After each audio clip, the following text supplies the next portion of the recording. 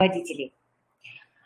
Сегодня в Коми Республиканском институте развития образования заседание Республиканского методического объединения классных руководителей проводит непосредственно я, председатель, сопредседатель РМО классных руководителей Игнатьева Анастасия Николаевна. И, конечно же, мы для обсуждения актуальных вопросов приглашаем к нам гостей, которые выступят перед вами с интересующими и действительно первоочередными по значимости темами.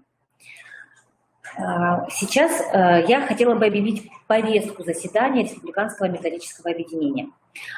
Первым вопросом мы рассмотрим, уважаемые коллеги, безопасность школьников во время проведения праздничных мероприятий, таких как последний звонок, выпускной вечер. И, конечно же, поговорим об обеспечении безопасности школьников в летний период. А с докладом по этому вопросу перед нами выступит заместитель начальника отдела организации деятельности подразделений по делам несовершеннолетних, отдела организации деятельности участковых уполномоченных полиции, подразделений по делам несовершеннолетних Министерства внутренних дел по Республике Коми Елена Викторовна Баданова. Вторым вопросом, уважаемые коллеги, мы рассмотрим диагностику личностного роста школьников. Опыт работы нам представит наш давний партнер, гимназия номер 1 муниципального автономного общеобразовательного учреждения города Сыктывкара. И данную тему, тоже столь актуальную на конец учебного года, нам представит педагог-психолог гимназии номер 1 города Сыктывкара Людмила Михайловна Кузевана. Третьим вопросом на сегодняшней повестке дня будет освещение итогов республиканского конкурса методических разработок «Календарь образовательных событий». И с результатами данного конкурса познакомлю вас я, Игнатьева Анастасия Николаевна, методист Центра развития общего образования, социализации и воспитания личности Коми Республиканского института развития образования. Уважаемые коллеги, если будут какие-то вопросы, какие-то уточнения необходимы при освещении уже озвученных мной по повестке тем, пожалуйста, будьте активны, задавайте их нам в эфире. Вот вы можете это сделать в чате, можете это сделать в графе «Вопросы», наверху там есть надпись, вы можете ей воспользоваться. А мы эти вопросы соберем, сгруппируем и зададим нашим специалистам. А также вы можете задавать эти вопросы мне. Что ж, первый вопрос нашего сегодняшнего республиканского методического объединения «Безопасность школьников во время проведения праздничных мероприятий, посвященных окончанию учебного года и выпуску из школ, а также безопасности школьников в летний период» нам представит Елена Викторовна Баданова. Елена Викторовна, вам слово. Добрый день, уважаемые коллеги. Коллеги, мы с вами потому, что занимаемся общим делом, занимаемся нашими детьми непосредственно в нашей работе. И начну с того, что ежегодно сотрудники полиции совместно с педагогами, общественностью проводят профилактические мероприятия, направленные на безопасность детей в период последних звонков, выпускных вечеров, и, конечно, в летний период. И начну, наверное, с цифр. У нас на учете в подразделениях по делам несовершеннолетних состоит 1350 несовершеннолетних, из них 63 человека являются судимыми, 104 человека обвиняемые, это то есть те несовершеннолетние, которые еще дожидаются своего приговора. И в этом году к административной ответственности у нас привлечено 132 несовершеннолетних, из них 22 подростка по факту употребления спиртных напитков. Уважаемые коллеги, приближаются мероприятия, посвященные последним звонкам, выпускным вечерам. И здесь отмечу, что благодаря слаженной межведомственной работе педагогов, родительского актива и полиции грубых нарушений среди выпускников за последние несколько лет не допущено. К сожалению, вынуждена констатировать, что в последние годы, последнее время, наверное, есть такая традиция угощать выпускников школ на праздничном ужине алкоголем. Безусловно, есть и школы в нашей республике, где администрация, сотрудники полиции и общественность противостоят этому, а где-то нет. В последнем случае празднование окончания школы заканчивается самым плачевным образом. Это от совершения административных правонарушений до тяжких преступлений. Безусловно, мы не ведем такую статистику, в каких школах родители покупают спиртные напитки на выпускной, а также количество напившихся выпускников. Но с нашей точки зрения это безнравственно. Предположим, это небольшой процент, какие-то, может быть, символические 10%, но ведь это наши дети, и, можно сказать, это наши собственные дети, это наше будущее поколение. Может быть, это, конечно, звучит очень высокопарно, но все-таки я отмечу, что за нами наше будущее наших детей. Каким будет выпускной вечер, каким будет последний звонок, уважаемые коллеги, все только зависит от нас. И поэтому мы, именно здравомыслящие взрослые, должны занять категоричную, твердую и однозначную позицию по отношению употребления алкоголя на выпускных вечерах и последних звонках. Ну и нам, конечно, все-таки необходимо помнить, что несмотря на то, что это, с одной стороны, взрослые люди, да, наши выпускники, но с другой стороны, это еще дети, которые в силу возраста, небольшого жизненного опыта еще не способны объективно оценить те реалии, которые происходят, оценить реальность и осознанно принимать правильные решения. Поэтому прежде всего с нашей стороны должен быть полный контроль выпускников на празднике. И заранее нужно обговорить, что никаких спиртных напитков на праздничном столе не должно быть. Ну а мы, в свою очередь, Республиканская инспекция по делам несовершеннолетних, совместно с Республиканской комиссией по делам несовершеннолетних, Министерством образования, науки и молодежной политики, ну и с другими заинтересованными ведомствами, общественностью, мы ежегодно проверяем, как проходят у нас последние звонки и выпускные вечера. Ну, по прошлому году, конечно, мы понимаем, что с учетом той ситуации у нас ничего не было, но если мы будем говорить, как прошли мероприятия позапрошлом году, то позапрошлом году мы выезжали и в Сосногорск, и в город Ухту, и в городе Сыктывкаре мы проверили порядка 10 школ. Ну, как проходят у нас проверки? Заходим на праздник, смотрим, как проходит праздник, выясняем, кто ответственный от родительского актива, кто ответственный от педагогов. Ну и можем, допустим, за время проведения праздника приехать несколько раз, посмотреть. Ну и в период выпускных вечеров и последних звонков, как я уже сказала, это безопасность детей, это прежде всего. Мы, конечно, за годы нашей работы видели много разных выпускных праздников, и смотрим, как, конечно, педагоги организовывают это событие.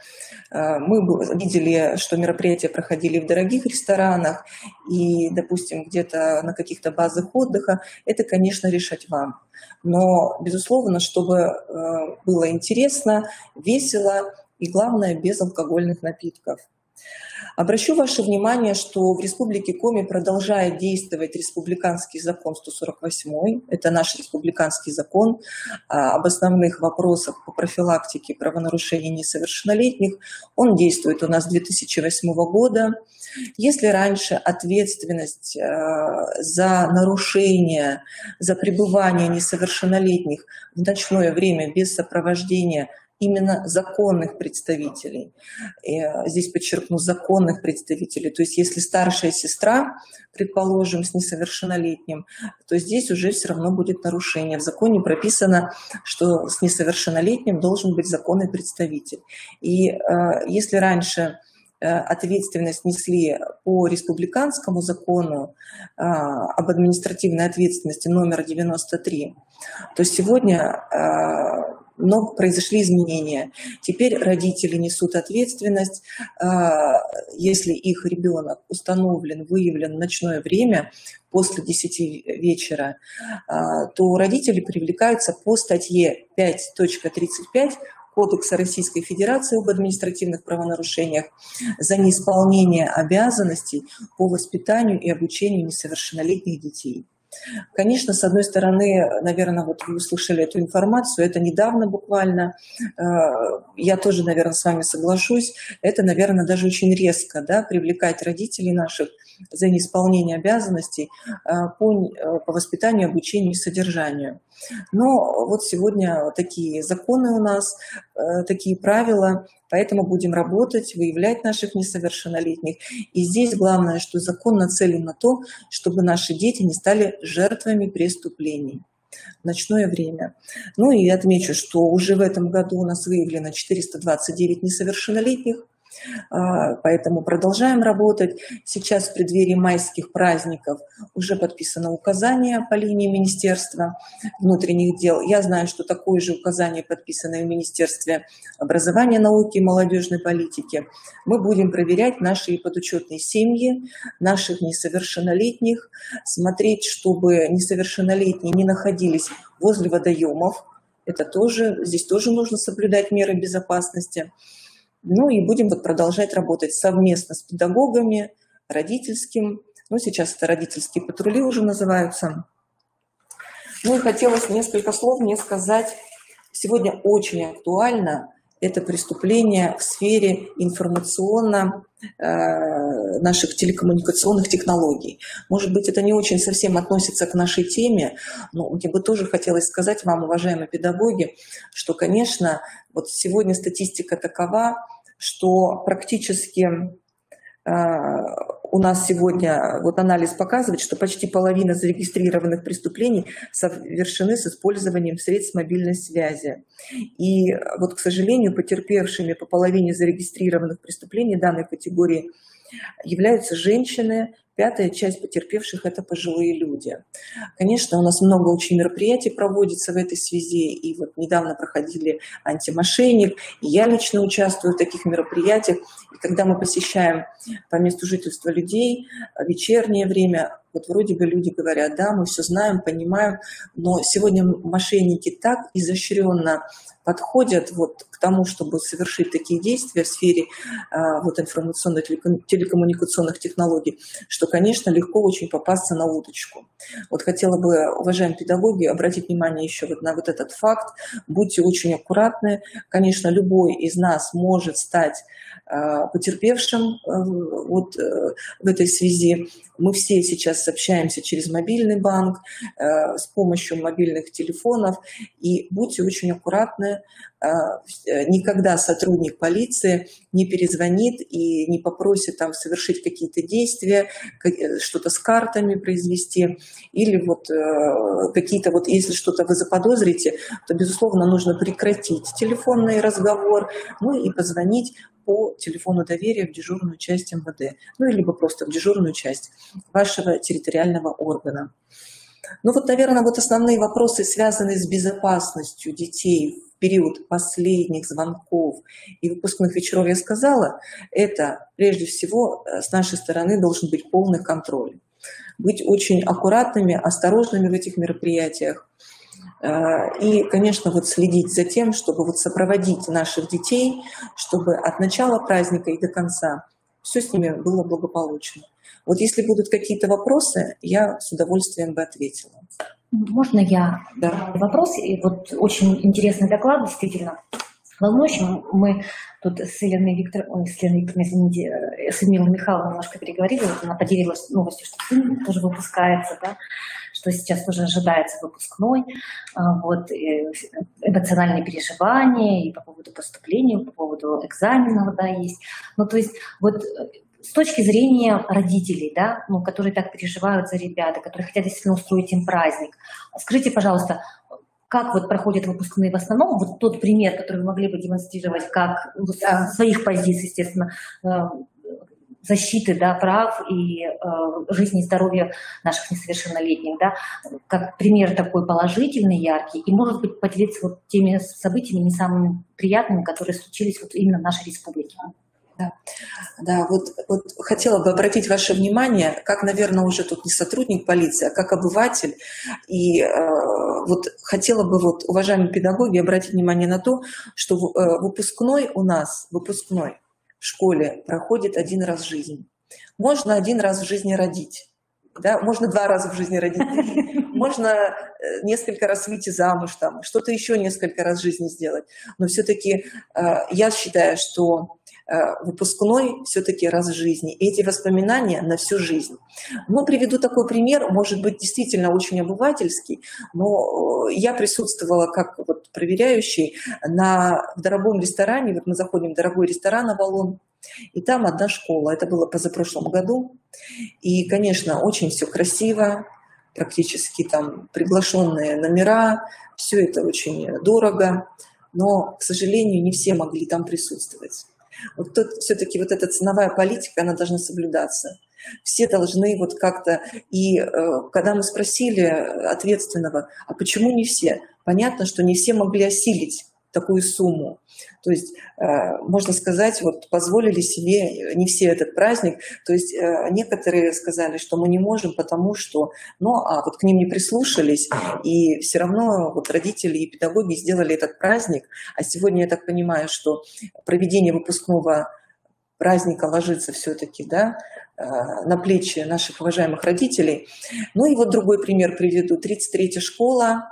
Вот где-то там, по-моему, как база отдыха, это в Тентюках называется, да, очень все просто, весело, в джинсах, но зато все, без алкоголя, с лимонадом, весело, родительский комитет веселый, родители веселые, праздник для всех удался.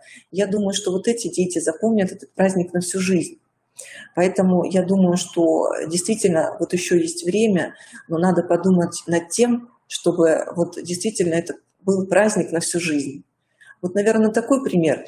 Но каких-то таких вот ситуаций у нас под контролем, слава богу, вот трагических таких ситуациях мы вот очень за этим следим.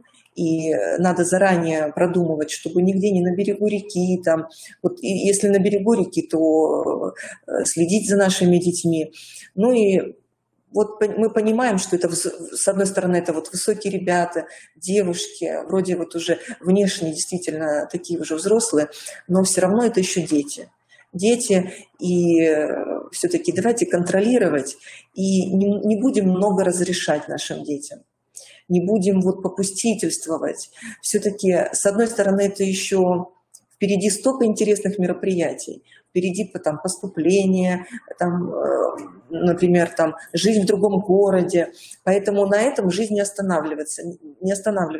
Поэтому нужно вот провести его весело и хорошо, и без каких-то, я думаю, что ну, это уже как бы дело каждого, у каждого свое решение, но вот мне вот почему-то вот запомнилось это. Спасибо огромное. Спасибо, Елена Викторовна. Да, уважаемые коллеги, хотелось бы обратить действительно внимание и наши, и родителей законных представителей на то, что условия безопасности, которые создаются для наших ребят, да, для наших обучающихся, это все-таки дело взрослых. Да, и если мы говорим о безопасности в интернете и о безопасности во время проведения организованного события, да, для наших ребят, то тут, конечно, важно очень детально подойти к организации данного праздника и, что называется, держать руку на пульсе, сотрудничать с родителями, да, с тем активом, который организует эту праздничную программу, которая действительно должна быть для ребят актуальной, интересной и безопасной. Далее по летнему отдыху, да, если... Ну, по летнему отдыху пока сегодня уже, значит, 16 апреля состоялся оперативный штаб, и 1 июня обозначено как старт начала летней оздоровительной кампании.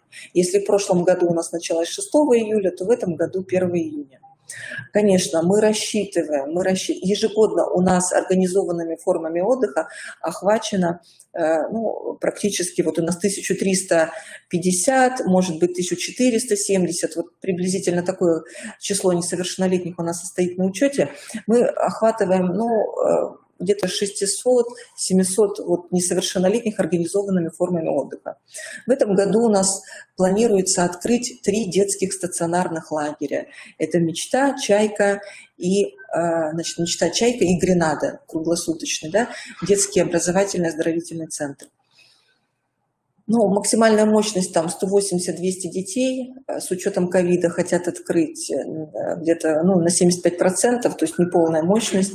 Но мы планируем, конечно, чтобы наши ребята попали. Мы будем еще вести переговоры с нашими коллегами из Министерства образования, чтобы, безусловно, наши ребята, вот те, которые состоят на учете, оздоровились, побывали, потому что результаты хорошие. В прошлом году мы проводили профильные смены для ребят.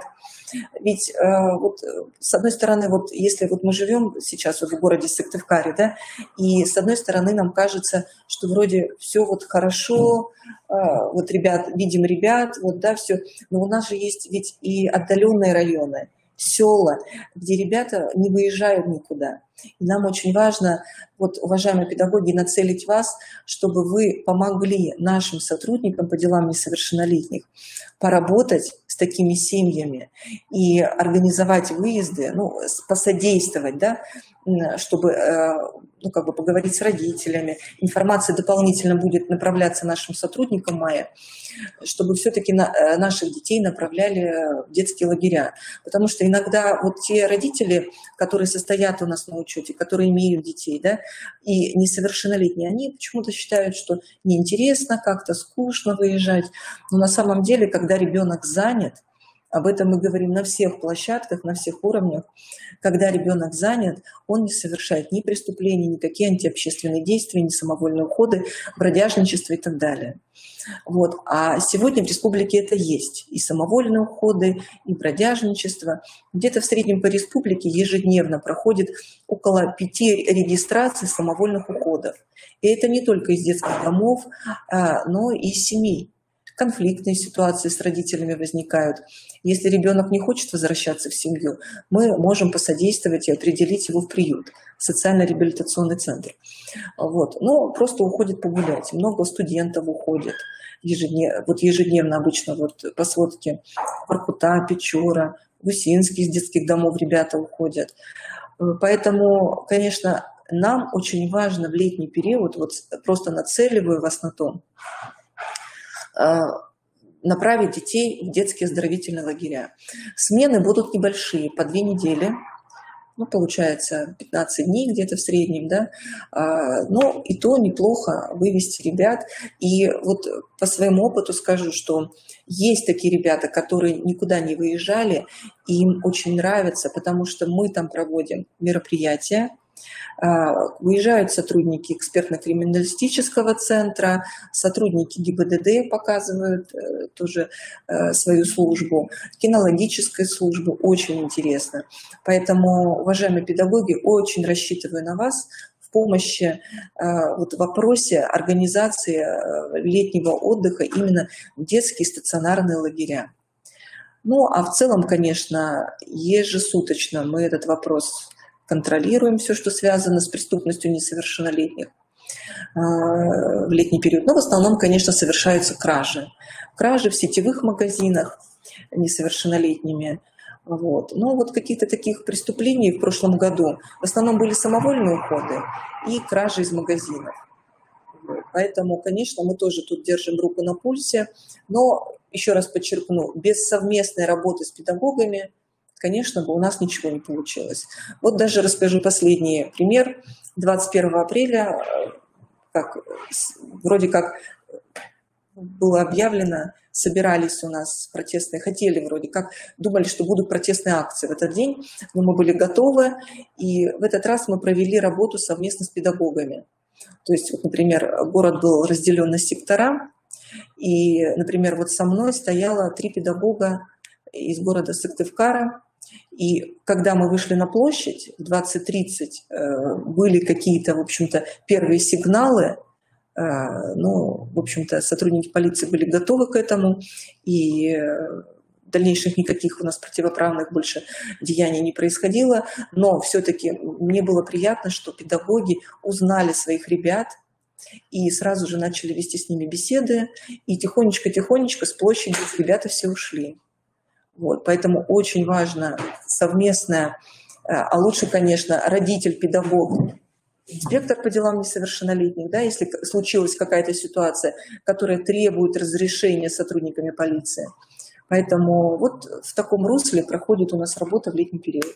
Да, соглашусь с вами, Елена Викторовна, что на самом деле очень важно сотрудничество педагогов, наших служб, да, представителей, особенно если они так доброжелательно и действительно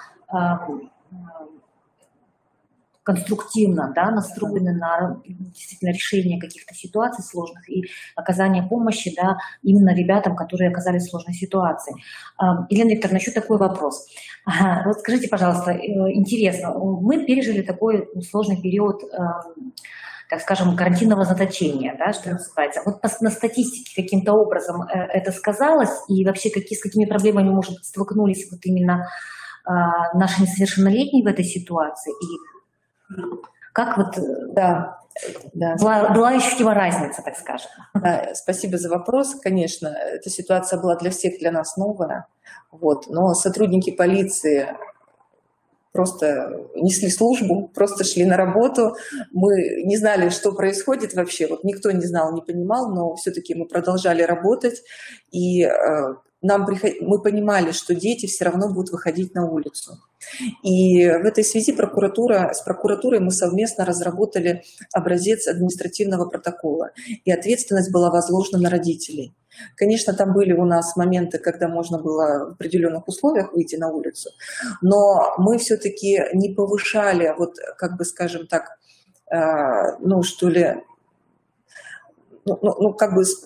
руководство нам сказало вести себя спокойно в этом плане, да, но если есть какие-то уж совсем нарушения, только в этом случае привлекали, то есть не создавали какую-то напряженность социальную в этом вопросе. И в целом уровень преступности подростковой он у нас, в принципе, мы позволили сдержать уровень подростковой преступности, и он практически у нас остался на уровне прошлого года. То есть какого-то всплеска не было. Вот. А на родителей была возложена ответственность тоже по статье 5.35, если ребенок беспричинно находился на улице, то есть, получается, родители подвергали его опасности в условиях эпидемиологической обстановки. Поэтому, конечно, немного протоколов, но протоколы, к сожалению, были. Протоколы были в основном в городах, вот в Сыктывкаре, в Ухте были протоколы, но их, опять же, скажу, немного было. Вот. Но в целом как-то вот нам удавалось, с учетом, наверное, еще того, что учителями тоже дистанционно вели работу, да, и поэтому как-то мы все вот держались вместе, вот, поэтому такого всплеска преступности не наблюдалось.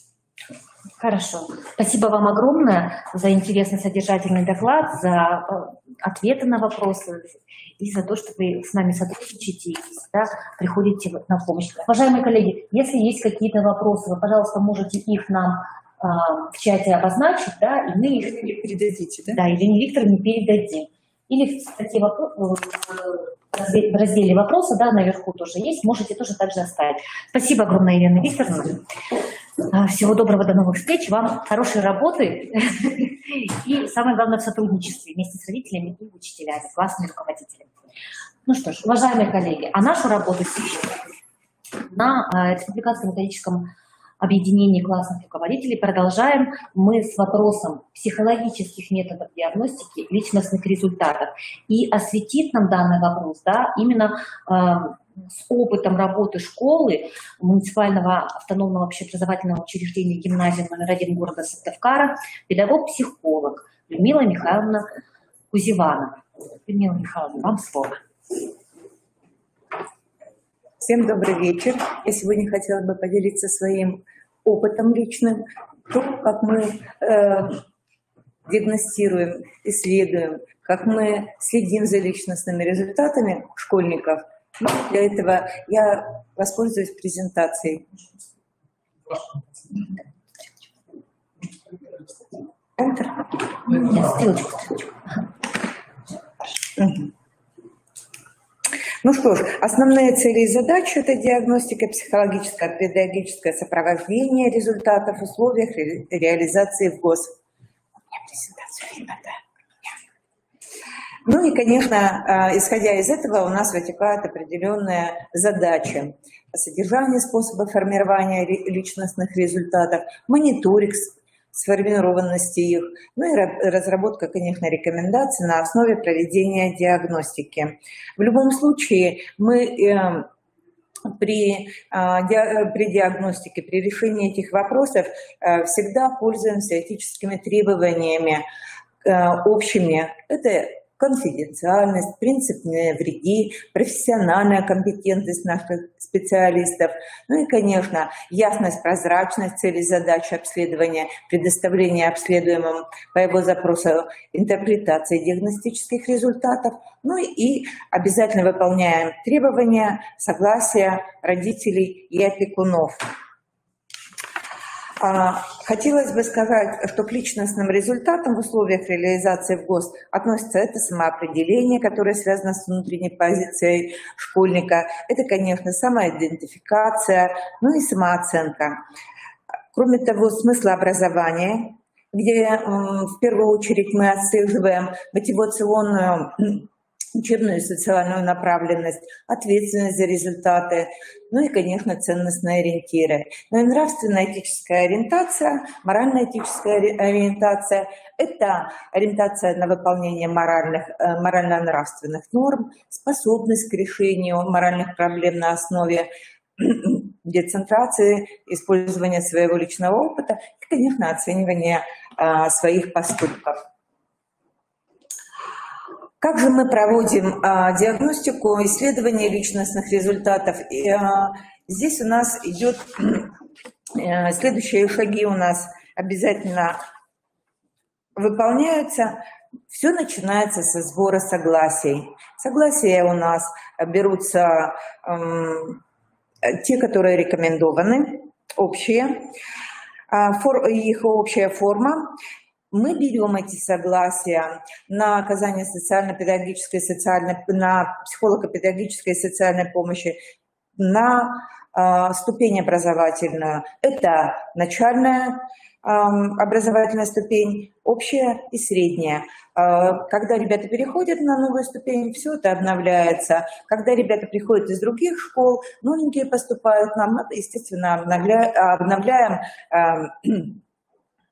эту документацию. Далее у нас, перед тем, как мы переходим к самой процедуре, всегда выпускается организационный приказ, где определяются сроки, формы, где определяется направленность, ну и, конечно, уточняются цели. Идет информирование родителей о диагностической процедуре с использованием, либо это у нас информация идет через сетевой город, когда идет определенная параллель, либо если это у нас класс, то в группах контактных выкладывается. И на основе приказа организационного в рамках классно-обобщающего контроля проводится диагностика. Как правило, я провожу диагностику под группами, не беру целый класс. Если это начальное звено, то класс, как правило, делен на 3 группы. И это проходит у нас в течение такого определенного времени, как правило, это в течение месяца, потому что ребята приходят не один раз ко мне, мы с ними поговорим, мы с ними проводим занятия, мы с ними проводим тренинги, ну и, конечно, сама диагностика – это как часть занятия идет, где можно и обсудить результаты, и, по крайней мере, смотивировать ребят для того, чтобы получить более достоверные результаты. В старших классах это, как правило, класс делится на 2 подгруппы. Десятиклассники с удовольствием ходят, пятиклассники тем более. Как правило, фронтально мы очень редко проводим диагностику. Тогда, когда подключаются у нас классные руководители, они очень много делают для этого, вот тогда частично мы можем в некоторых случаях проводить ее фронтально целым классом. На основе полученных результатов я составляю аналитическую справку. У нас проходят консилиумы обязательно, где идет четкое прорабатывание проблем, определяется там и группа риска. Обязательно мы, скажем так, рассматриваем индивидуальные особенности определенных ребят и вместе уже с педагогами, классными руководителями, специалистами мы вырабатываем тактику работы с этими ребятами. В любом случае, на родительские собрания мы всегда выходим и озвучиваем результаты, но как это проходит? Я немножечко остановлюсь здесь, как я провожу собрания. Всегда сводная по классу, не по параллели стараюсь брать, а именно по классу. И в это время я готовлю каждому родителю индивидуальную, как бы маленькую характеристику, информацию с рекомендациями и, конечно, с результатами диагностики, чтобы не было общего обсуждения, чтобы каждый родитель мог понять, посмотреть, а что же с его ребенком происходит. Ну и, конечно, после этого индивидуальные у нас встречи, консультации. Если старшеклассники, мы с ними проговариваем результаты, с классными руководителями проговариваем, но и родители с удовольствием приходят пообщаться или задать дополнительные вопросы. Сейчас я вам покажу личностные результаты, на основе каких методик я провожу в первых-четвертых классах. Это смыслообразование, в любом случае мы смотрим в мотивационную сферу. Я пользуюсь теми методиками, которые удобны мне, и теми методиками, которые у нас рекомендованы нашим центром психолого-медико-педагогической и социальной помощи. Да. И я не выбираю здесь группу риска. Ребят хотелось бы посмотреть, мы же не со всеми знакомы, мы их еще не очень хорошо знаем. Поэтому диагностика здесь в первых и четвертых классах идет полная. Каждого ребенка посмотреть его резервы, возможности, когда ребенок еще себя не полностью не может свой потенциал показать, либо наоборот определить проблемные зоны и, естественно, помочь. Я сейчас хотела бы остановиться на очень интересной методике, которая называется личностные результаты образования, содержания, показатели формирования. Этой методикой с нами поделились Ярославский центр «Ресурс». И мы с 2016 года ей пользуемся. Это я вам хотела показать справочка, как составляется, описывается, даются рекомендации, делаются выводы, ну и в приложении полностью вся информация идет по параллелям, по классам. Я маленький пример вам хотела показать. И вот мы переходим к этой диагностике. Она нас очень заинтересовала. Она нам была дана как рекомендательная. В ней выделены блоки: это познание, взаимодействие, социальное поведение, здоровый образ жизни и безопасность, духовно-нравственная сфера и самоопределение. Вот эти блоки, где сами ребята, начиная уже с 1 класса, дают самооценку по этим блокам. Но кроме этого, еще, чем интересна эта методика, как-то бы хотелось посмотреть, смогу я здесь показать? Нет? Нет? Не смогу. Я хочу показать, вот там цветная идет с фиолетового по оранжевой, сбоку идет. Да, вот этот блок, вот его обведите. А вот это идет, уже сами классные руководители оценивают своих ребят, и идет сравнительный анализ. Потому что начальное звено, ребята еще не всегда могут себя конструктивно здесь, конечно, оценить. Сама диагностика проводится здесь классными руководителями. И заполняется индивидуально на класс. Я как психолог делаю только общую таблицу, сравнительный анализ, и на основе этого даю определенные рекомендации. Таблица, чем заинтересовала нас эта методика? Тем, что очень подробное методическое руководство, тем, что она удобна в электронной форме и в экселевском варианте, и в печатном виде, настолько удобна в обработке, настолько она демонстративна, настолько удобно работать с результатами, и показатели сразу видны. Я вам показываю еще снизу, вот небольшая табличка. Здесь тоже можно увидеть. Синим цветом это у нас выделены педагоги, как оценивают, и оранжевым это ученики. И посмотрите, по некоторым параметрам даже учителя оценивают своих учеников гораздо выше. Очень приятно посмотреть. Ну и делается уже по параллелям первых, вторых, третьих, четвертых. И общее, конечно, по начальному звену делается обработка результатов. Так.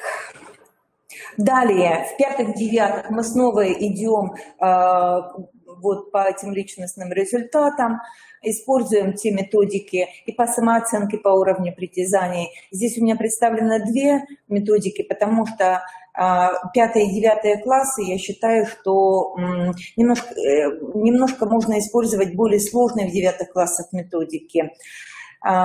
И эти же методики используются и в старших 11 классах, чтобы сделать потом сравнительный анализ. Профессиональное самоопределение, здесь прекрасно работает у нас методика Резапкиной.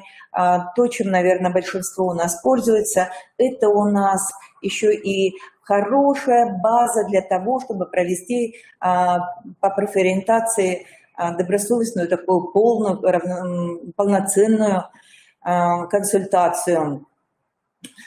Мотивация у нас тоже можно использовать несколько методик, они достаточно удобные. И еще хочу сказать, что 9 классы у меня тут же сразу на занятии обрабатывают, я им даю интерпретацию. Это очень хороший повод поговорить. Ценностные ориентации. Опять же, Свердловской области определение социальной зрелости, там Институт развития разработал достаточно хорошую методику, и мы ей тоже активно пользуемся. Ну и, опять же, 5-11 классы мы используем методику динамика личностного роста Степанова, то, что нам было рекомендовано уже нашим коми-центром. У нас мониторинг воспитательной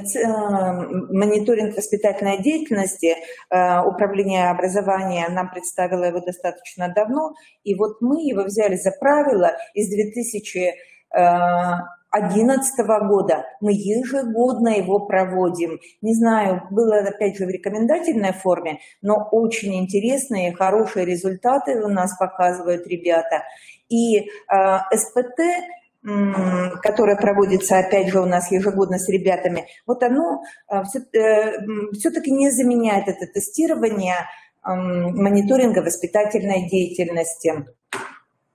Ну и вот 10-11 классы здесь у нас достаточно перекликаются методики, что-то добавляется, но зато очень удобно отследить динамику, потому что нам очень важно определить, а какой же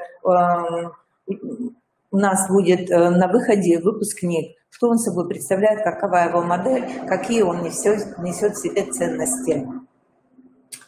И вот опять же об этом мониторинге воспитательной деятельности, я думаю, что большинство из вас знакомы, кто-то еще не знакомился, кто недавно работает, но, может быть, он вас заинтересует, и вы вдруг захотите воспользоваться им. Я вам очень его советую. Очень информативный мониторинг. Определяется это функциональная состоятельность семьи, определяется и социальное поведение обучающихся, сформированность у классных руководителей профессиональной позиции, использование воспитательных возможностей различных видов деятельности. Для нас очень важным вопросом является самоуправление детское, которое у нас очень активно развито в гимназии. Ну и, конечно, такой параметр, как удовлетворенность организации жизнедеятельности гимназии, мы его просто вот опираемся на него, потому что удовлетворенность мы смотрим не только ребят, но и родителей. Давайте. Далее определяем характер отношения к таким параметрам, как семья, отечество, земля, мир, труд, культура, знания, человека как таковой, человек другой, человек иной, ну и, конечно, к себе, к своему телесному, внутреннему и духовному миру. Я показываю вам вот такую табличку. Вот так у нас верхние две таблички выглядят. Это заполненные, опять же, классными руководителями. Вот эти мониторинги у нас заполняются классными руководителями, но они настолько информативны и важны в применении. А вот нижняя часть, такая зелено-желтая таблица, это уже я под руководством завуча по воспитательной деятельности, мы составляем вот такую общую таблицу сводную по школе и уже на основе анализируемых результатов, интерпретируемых результатов, мы дальше продолжаем работать с этим мониторингом. Где же мы можем их использовать, эти результаты? Ну, на основе вот полученных результатов определяются наиболее сформированные личностные параметры, ну и, конечно, западающие. На уровне класса составляется план воспитательной работы. Дальше используются материалы для организации классного самоуправления. Очень, скажем так, подходит этот материал для составления как характеристики класса, так и отдельных учеников. При работе с родителями мы это активно используем, определяем группы риска, ну и, конечно, отслеживаем динамику личностного роста ребят по годам. А на уровне гимназии мы выстраиваем учебно-воспитательную работу, и на основе полученных вот этих результатов, опять же, мы планируем работу на следующий год, обязательно определяем те направления, которые у нас уже достаточно у ребят сформированы, и нас интересуют обязательно западающие какие-то направления, какие-то...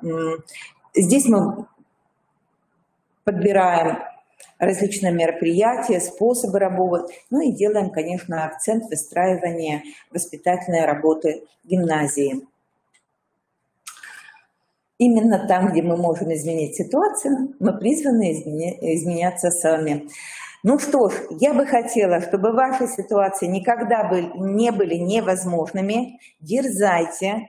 И мне кажется, это очень интересное обширное поле, где можно и реализоваться вам как специалистам. И именно эти результаты могут стать именно большим толчком для развития любого школьника. Спасибо огромное, спасибо, Людмила Михайловна. Людмила Михайловна, вот есть вопросы от наших коллег, да, по поводу начальной школы. Ну вот, вероятно, учителя начальных школ больше очень интересуются табличкой по диагностике. Вот скажите, пожалуйста, вы могли бы нас сориентировать и, может быть, направить какой-то ссылочки, или озвучить еще раз авторов, чтобы наши коллеги сумели воспользоваться данной диагностикой и, вероятно... Это Центр государственной ориентации и психолого-педагогической поддержки, ресурс Ярославская область. Они с удовольствием делились этой методикой. Хорошо. Скажите, пожалуйста, а вы можете поделиться с нами? Без проблем. Замечательно. Без проблем я могу поделиться. Там достаточно объемная папка, очень много дополнительного материала, много интересного. Кстати, на базе КРИРО как раз и проводилась эта встреча. И если надо, я, естественно, поделюсь, и можно будет выложить... Прикрепить к нашему сегодняшнему республиканскому педагогическому объединению этот документ. Да, конечно, потому что мы все-таки собираемся здесь не просто обсудить актуальные вопросы, но и все-таки ответить на те запросы, которые предлагают там классные руководители Республики Коми, да, и все-таки поддерживаем друг друга, обмениваемся опытом и действительно делимся, что называется, тем полезным, да, что может привнести нашу воспитательную, событийную жизнь в большую, так скажем, эффективность, да. Поэтому спасибо вам огромное за интересный доклад. Мы, наверное, к слайдам возвращаться не будем, там достаточно некрупные, получается, у нас, да, цифры, и, наверное, будет очень корректно, что мы будем высвечивать, да, основные данные, те, которые существуют и актуальны сейчас именно в гимназии номер 1 города Сыктывкара. Да, я понимаю. А вот именно саму методику представить, потому что действительно вот тот выход, о котором сказала Людмила Михайловна, на какие мы выходим, да, вопросы, да, и что мы можем потом представить в анализе воспитательной работы. Плюс это все-таки и самоанализ, заметьте, и обучающихся, и классных руководителей, да, и, соответственно, администрация может отследить вот какие-то, может быть, различия, да, и анализировать, почему эти различия существуют, да, в той же оценке себя и внешней оценке деятельности и личностного результата, да, то есть самих обучающихся. Спасибо вам огромное. Мы надеемся на дальнейшее сотрудничество. Также пригласим и Веру Борисовну Дейтер, нашего непосредственного председателя Республиканского методического объединения, заместителя директора по воспитательной работе, с которой мы тоже очень тесно взаимодействуем и сотрудничаем, и Костромину Ирину Викторовну, нашего председателя Республиканского методического объединения классных руководителей. Спасибо большое. А сейчас мы продолжаем, уважаемые коллеги, наш Республиканское методическое объединение, да, и на повестке заседания, да, третий заключительный вопрос сегодняшнего объединения – это итоги республиканского конкурса методических разработок, календарь образовательных событий. Я рада сообщить, уважаемые коллеги, что данный конкурс, первый конкурс, да, республиканский конкурс методических разработок для классных руководителей непосредственно, календарь образовательных событий, состоялся в Коми Республиканском институте развития образования. И этот конкурс проводился прежде всего с целью выявления, поддержки и распространения инновационного опыта педагогических работников, осуществляющих классное руководство в образовательных организациях Республики Коми.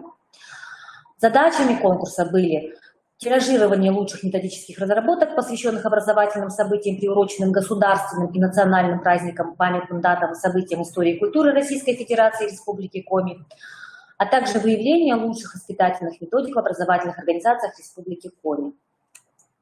Необходимо также отметить, что для методических разработок конкурса был установлен допустимый балл. То есть количество набранных баллов должно быть не менее 10 баллов от каждого эксперта. То есть те эксперты, которые проверяли, да, работы, методические разработки, предлагаемые для участия в конкурсе, они, конечно, то есть был порог, да, когда допустимо, потому что если бы, например, в номинации, а у нас такой случай произошел как раз, да, в номинации участвовало не больше 3 разработок, они уже могли бы претендовать на, соответственно, призовые места, но содержание данных разработок могло бы быть несостоятельным, да, так скажем, или не предлагаемый для большой аудитории, да, и не рекомендованный, да, для того, чтобы использовать в работе другим классным руководителям. Поэтому вот мы, конечно, такой пункт в нашем положении несли. Такой пункт. И победителями конкурса стали признаны участники, работы которых набрали большее количество ресумирования показателей всех оценочных критериев по номинациям в возрастных категориях. Номинаций было 2. Это первая номинация – тематические классные часы, посвященные образовательным событиям, приуроченным государственным и национальным праздникам Российской Федерации и Республики Коми по возрастным категориям. Да? И получается, возрастные категории мы разделили по уровням образования, да, то есть это для обучающихся 1-4 классов начальный общий уровень образования, возрастная категория для обучающихся 5-9 классов, основное общее образование, да, уровень, и возрастная категория для обучающихся 10-11 классов, да, то есть тоже средний уровень образования, общего образования. И количество разработок на возрастные категории было представлено, конечно, разное. Да? Вторая номинация была тематические классные часы, посвященные памятным датам и событиям истории и культуры Российской Федерации и Республики Коми. Да? То есть в соответствии с календарем образовательных событий, который предложено на уровне Министерства просвещения Российской Федерации, а также на основе календаря образовательных событий Республики Коми, предложенного Министерством образования и молодежной политики Республики Коми, да, то есть вот, соответственно, были введены данные номинации. Ну и тематические классные часы, посвященные памятным датам и событиям истории и культуры Российской Федерации и Республики Коми, также были разделены по возрастным категориям для обучающихся первого уровня образования, второго уровня образования и третьего уровня общего образования. В состав экспертного совета конкурса входили специалисты Коми Республиканского института развития образования, председатели республиканских методических объединений, победители республиканского конкурса профессионального мастерства «Классный класс». Конкурсные материалы оценивались по критериям.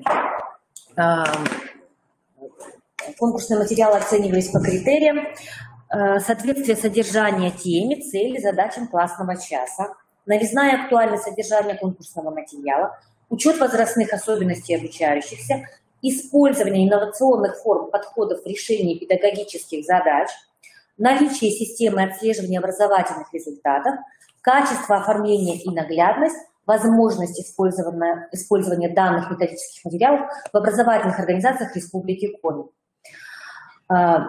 Приятно, что практически все 20 муниципалитетов Республики Коми, да, приняли участие в нашем конкурсе. И в большей степени, конечно, конкурс поддержали педагоги городских муниципальных образований, да, нашей республики. Это лидером стал муниципальное образование города Сыктывкара, далее города Воркуты. Нас всегда поддерживают наши коллеги. Инта, Ухта, Печора, Сыктывдинский муниципальное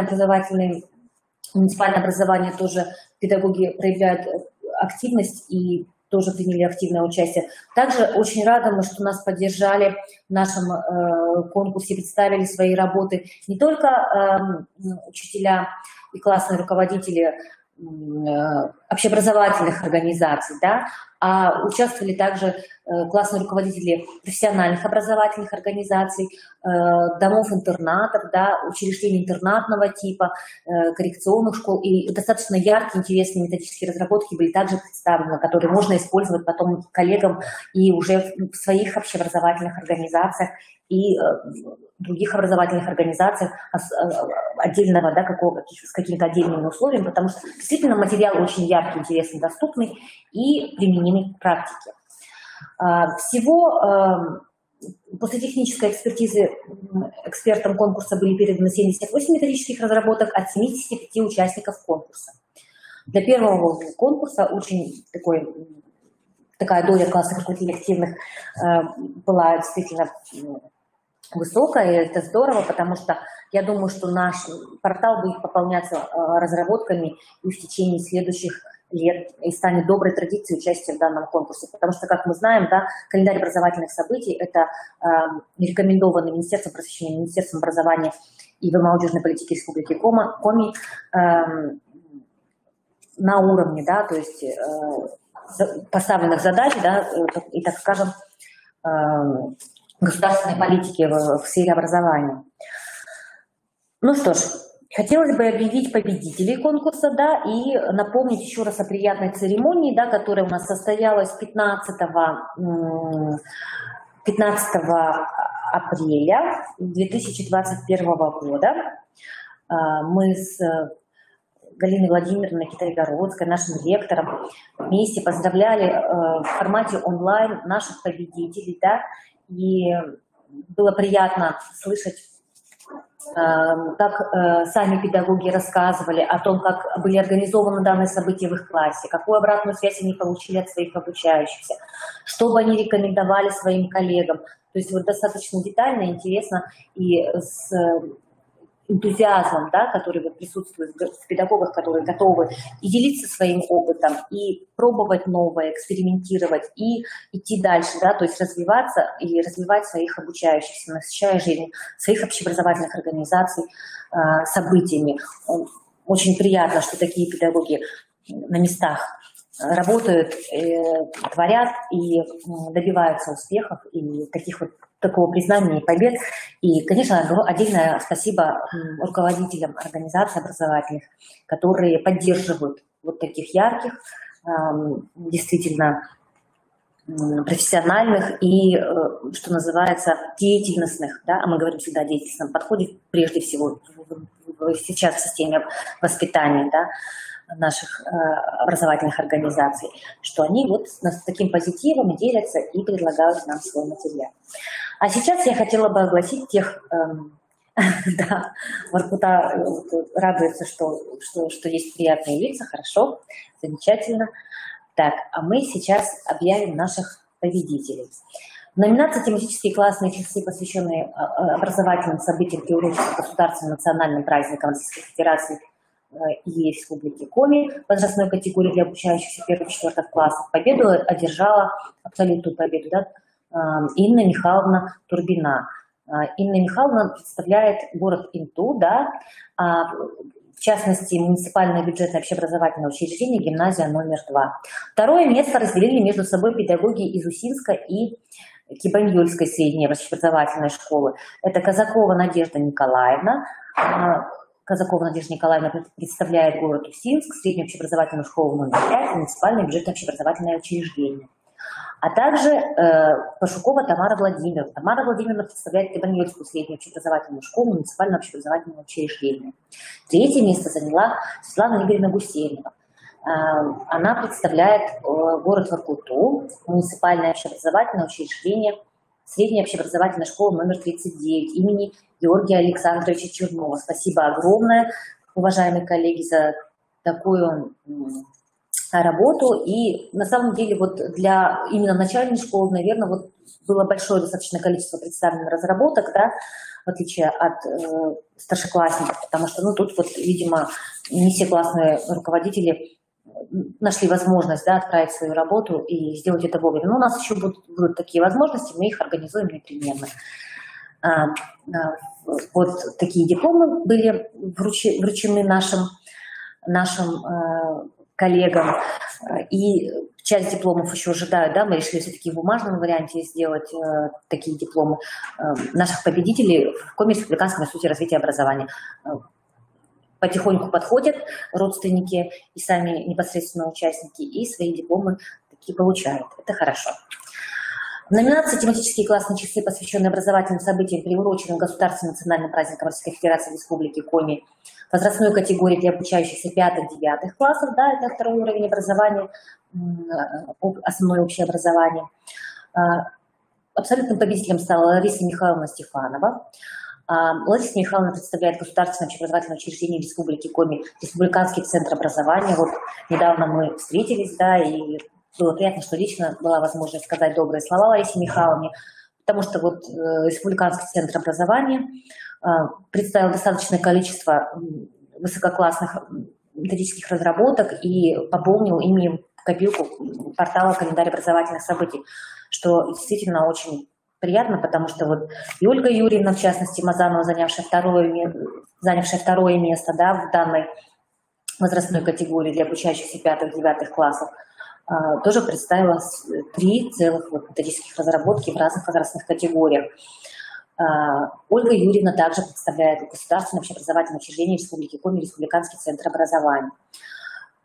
И третье место разделили 3 педагога. Это Зверева Елена Анатольевна из Сосногорска. Елена Анатольевна представляет муниципальное автономное общеобразовательное учреждение гимназия при главе муниципального района Сосногорск. Ирина Васильевна Рочева. Ирина Васильевна представляет город Печору, муниципальное общеобразовательное учреждение средней общеобразовательной школы номер 2 имени Стенина.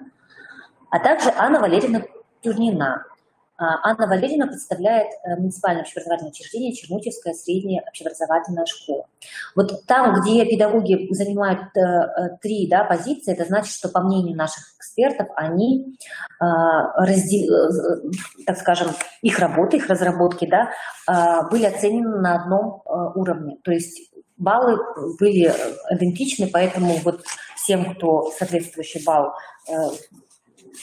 так скажем, приобрел, да, при участии в данном конкурсе, и присуждается данное место. Вот такие дипломы тоже переданы уже Ларисе Михайловне, замечательно.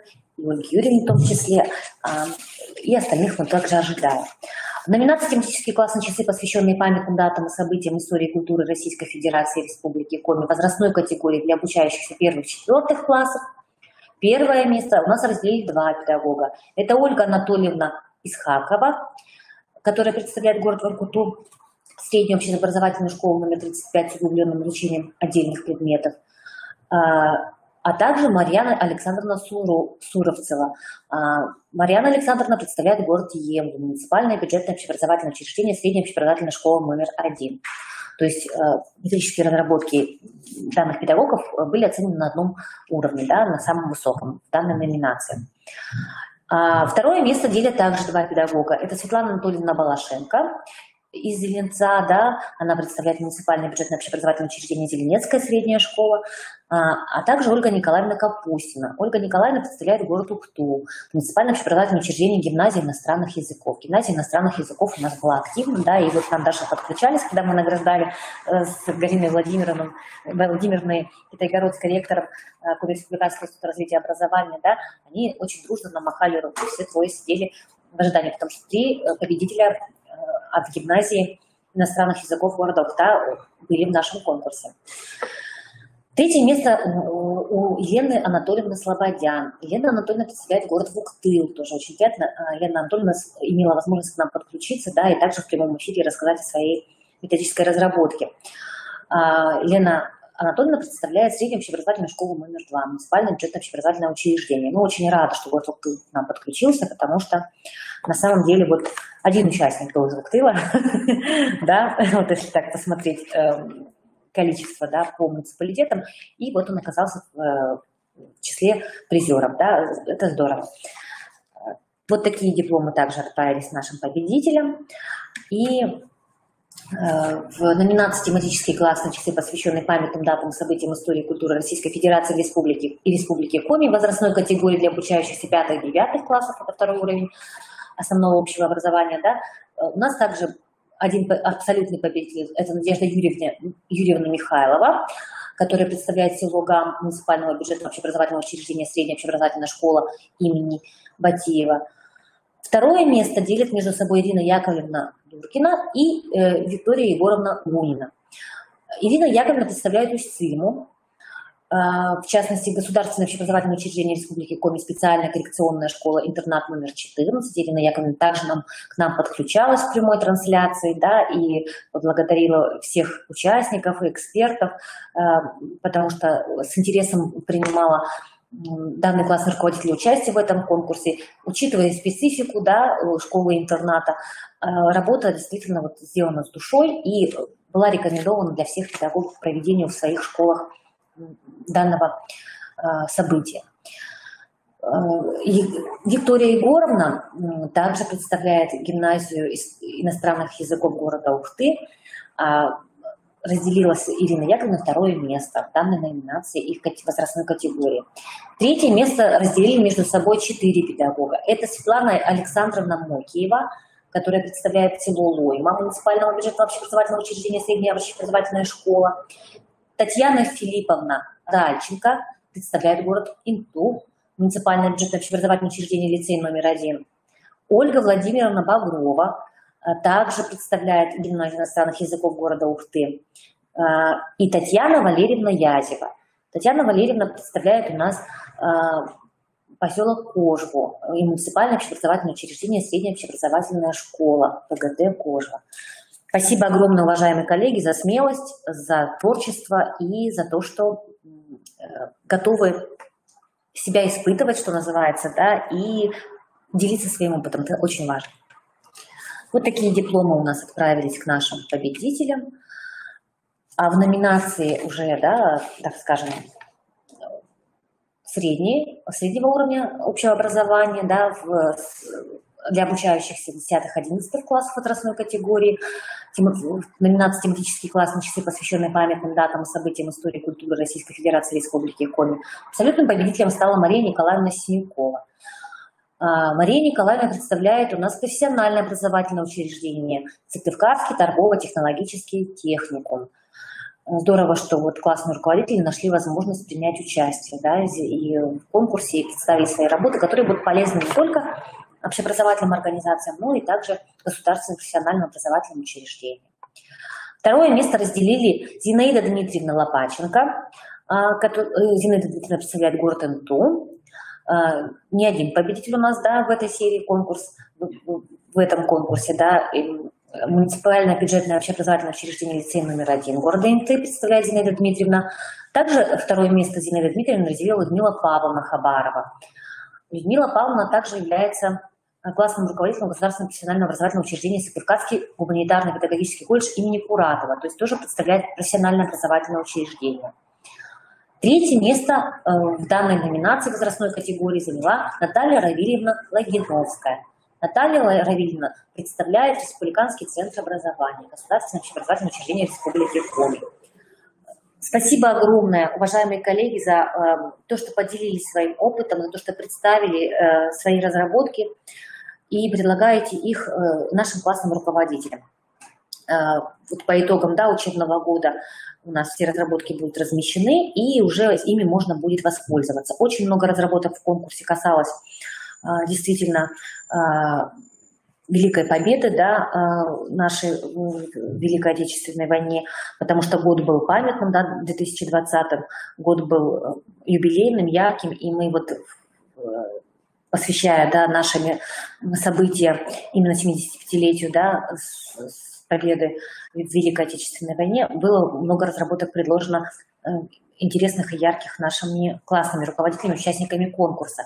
Ну и большая часть разработок, методических разработок, участвующих в конкурсе, была посвящена столетнему юбилею Республики Коми, да, и мы тоже с удовольствием поделимся. У наших классных руководителей будет материал для того, чтобы обеспечить классный час 1 сентября 2021 года, уже работая по рабочей программе воспитания в общеобразовательных организациях, да, в профессиональных организациях,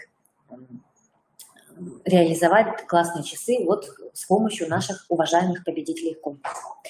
Для всех участников конкурса были предусмотрены у нас, Марию Николаевну еще раз поздравляем, да, вот такие сертификаты, которые подтверждали участие в конкурсе.